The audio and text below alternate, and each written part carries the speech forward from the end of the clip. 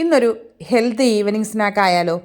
എണ്ണയിലൊന്നും മുക്കി പൊരിക്കാണ്ട് അതേപോലൊരു ടേസ്റ്റ് കിട്ടുന്ന ഒരു പലഹാരം മുട്ട വെച്ചിട്ടാണ് ഉണ്ടാക്കാൻ പോകുന്നത്. ഞാനിപ്പോൾ ഒരു 6 മുട്ട പുഴുങ്ങി എടുത്തിട്ടുണ്ട്. നിങ്ങൾക്ക് നിങ്ങളുടെ വീട്ടിലെ ആളെണ്ണം അനുസരിച്ച് മുട്ട എടുക്കാവുന്നതാണ്. ഈ 6 മുട്ടയ്ക്ക് വേണ്ട മസാലയുടെ കണക്ക് എല്ലാമാണ് ഞാനിപ്പോൾ പറയുന്നത്. മുട്ട പുഴുങ്ങി എടുത്തിട്ടുണ്ട്. നമുക്കതിനേതാ ഇതുപോലെ മുറിക്കുക. മുറിച്ചതിന് ശേഷം അതിൽ നിന്ന് മുട്ടയുടെ മഞ്ഞക്കരു മാറ്റി വയ്ക്കുക, വെള്ളം മാറ്റുക.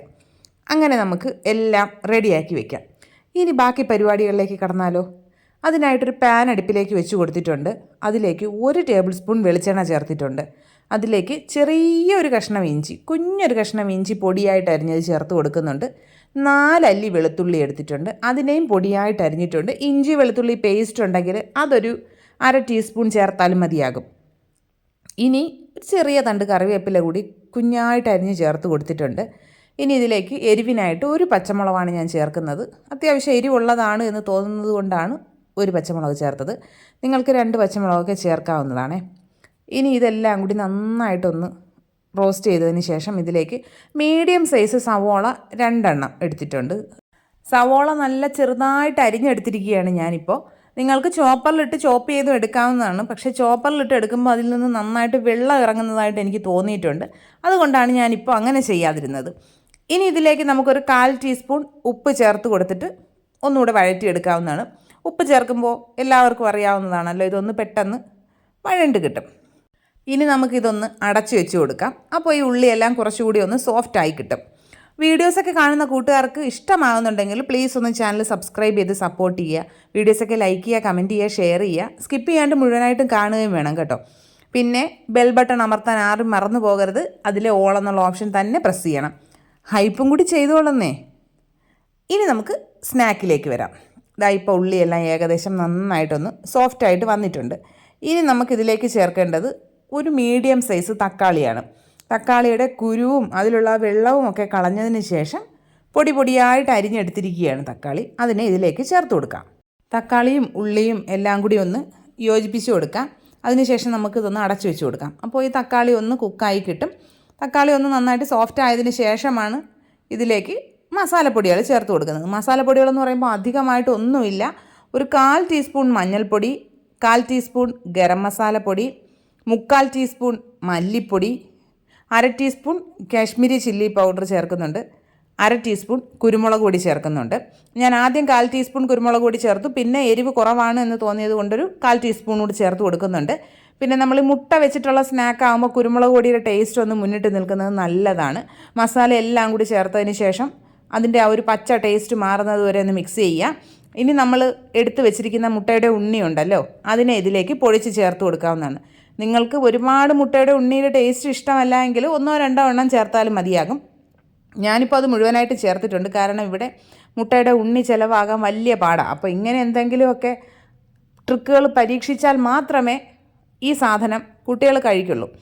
ഇതെല്ലാം കൂടി യോജിച്ച് കഴിയുമ്പോൾ മല്ലിയില ഉണ്ടെങ്കിൽ അത് കുറച്ച് ചേർത്ത് കൊടുക്കാവുന്നതാണ്. എൻ്റെ കയ്യിലിപ്പോൾ മല്ലിയില ഇല്ലായിരുന്നു, അതുകൊണ്ട് ഞാൻ ചേർത്തിട്ടില്ല.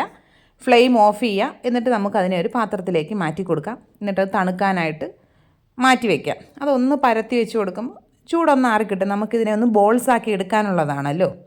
ഇനി നമുക്ക് മറ്റൊരു ബൗളിൽ ഒരു ബാറ്റർ തയ്യാറാക്കി എടുക്കണം. അതിനായിട്ട് 1 കപ്പ് മൈദ എടുക്കുന്നുണ്ട്. നിങ്ങൾക്ക് വേണമെങ്കിൽ ഗോതമ്പ് പൊടി എടുത്താലും മതിയാകും. 1 കപ്പ് മൈദ എടുത്തിട്ടുണ്ട്. അതിലേക്ക് 1/4 ടീസ്പൂൺ ഉപ്പ് ചേർത്ത് കൊടുക്കുന്നുണ്ട്. പിന്നെ ആ ഒരു കളറിന് വേണ്ടി കുറച്ച് 2 നുള്ള് മഞ്ഞൾപ്പൊടി കൂടെ ചേർത്ത് കൊടുക്കുന്നുണ്ട്. അതും കൂടി ചേർത്തിട്ട് ഒന്ന് വിസ്ക് വെച്ച് മിക്സ് ചെയ്തെടുക്കാം. ഇനി ഇതിലേക്ക് വെള്ളം ചേർത്ത് കലക്കിയെടുക്കണം. ഞാനിപ്പോൾ 1 കപ്പ് വെള്ളമാണ് ചേർക്കുന്നത്. ആദ്യം 1/2 കപ്പ് വെള്ളം ചേർത്ത് മിക്സ് ചെയ്തു. പിന്നെ ഒരു 1/2 കപ്പ് വെള്ളം എടുത്തിട്ട് അത് കുറേശ്ശെയായി ചേർത്ത് മിക്സ് ചെയ്യുന്നുണ്ട്. വെള്ളം മുഴുവൻ ആദ്യമേ ചേർത്ത് ആകെ അലങ്കോലമാക്കരുത്. നമ്മൾ കുറേശ്ശെ വെള്ളം ചേർത്തിട്ട് വേണം മിക്സ് ചെയ്തെടുക്കാനായിട്ട്. ചില പൊടികൾക്ക് കുറച്ച് വെള്ളം മതിയാകും. അത് നോക്കിയിട്ട് വേണം ചേർക്കാനായിട്ട്. ഞാനിപ്പോൾ 1/2 കപ്പ് വെള്ളം ആദ്യം ഒഴിച്ചു. പിന്നെ വെള്ളം കുറേശ്ശെയായിട്ട് ഒഴിച്ചാണ് മിക്സ് ചെയ്തെടുത്തത്. ഇതൊരു ദോശമാവിനേക്കാളും ഒന്നുകൂടി ഒന്ന് ലൂസായുള്ളൊരു കൺസിസ്റ്റൻസിയാണ്. ഒരുപാട് ലൂസല്ല, നമ്മൾ നീർദോശ ഉണ്ടാക്കുന്ന ലൂസ് കൺസിസ്റ്റൻസി അല്ല. അത് നോക്കി നമ്മൾ ചേർത്താൽ മതിയാകും. നമ്മുടെ മാവ് റെഡി ആയിട്ടുണ്ട്. അതിനെ നമുക്ക് മാറ്റി വയ്ക്കാം.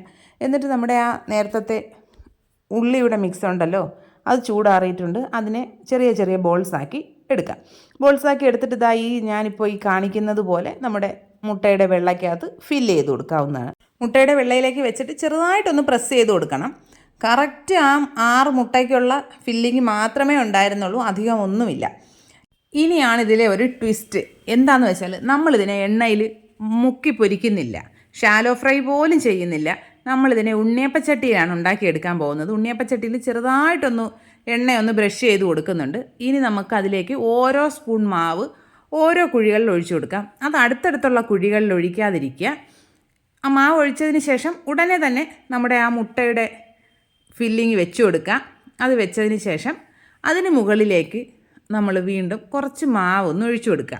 കുറച്ചുകൂടി വലിയ ഉണ്ണിയപ്പ ചട്ടിയൊക്കെയാണ്, വലിയ ഉണ്ണിയപ്പം ഉണ്ടാക്കുന്ന ചട്ടിയൊക്കെ ആണ് എങ്കിൽ ഈ മാവ് ഇതിനകത്ത് തന്നെ നിൽക്കും, ഇങ്ങനെ പുറത്തോട്ട് ഒഴുകി പോകില്ല. ഇത് കുഞ്ഞു ഉണ്ണിയപ്പങ്ങൾ ഉണ്ടാക്കുന്ന ചട്ടിയാണേ. മാവ് മുകളിലേക്ക് ഒഴിച്ചതിന് ശേഷം നമുക്കിതിനെ ഒരു ലോ ഫ്ലെയിമിലിട്ടിട്ട് ഒരു 3 മിനിറ്റൊക്കെ ഒന്ന് അടച്ചു വെച്ച് കഴിയുമ്പോഴേക്കും അടിഭാഗം നന്നായിട്ട് കുക്കായി കിട്ടും. മറിച്ചിട്ട് കൊടുക്കുക. മറിച്ചിടുമ്പോൾ നമ്മൾ തൊട്ടടുത്തുള്ള കുഴിയിലേക്ക് വേണം മറിച്ചിട്ട് കൊടുക്കാനായിട്ട്. മറിച്ചിടുന്ന വീഡിയോസൊക്കെ ഗാലറി ഫുള്ളായിട്ട് കിട്ടിയില്ല കേട്ടോ. അതൊക്കെ അങ്ങ് ക്യാമറ ഓഫായി പോയത് ഞാൻ അറിഞ്ഞിട്ടുണ്ടായിരുന്നില്ല. എന്തായാലും കുക്കായി കിട്ടിയിട്ടുണ്ട്. അതുപോലെ നമുക്ക് എല്ലാം കുക്ക് ചെയ്തെടുക്കാവുന്നതാണ്. ഇതിപ്പോൾ കണ്ടാൽ ബേക്കറിയിൽ നിന്നൊക്കെ നമ്മളില്ലേ ചെറിയ പുഡിങ്ങുകൾ വാങ്ങില്ലേ, അതുപോലെ ഇല്ലേ, എനിക്ക് അങ്ങനെയാണ് കേട്ടോ തോന്നിയത്. പക്ഷേ അടിപൊളി ടേസ്റ്റാണ് കഴിക്കാൻ. സ്കൂൾ വിട്ട് വരുമ്പോൾ ഇന്നിനി എന്താണ് സ്പെഷ്യൽ കൊടുക്കുക എന്നുള്ളൊരു ടെൻഷൻ വേണ്ട. അതിന് പറ്റിയൊരു ഐറ്റമാണ്.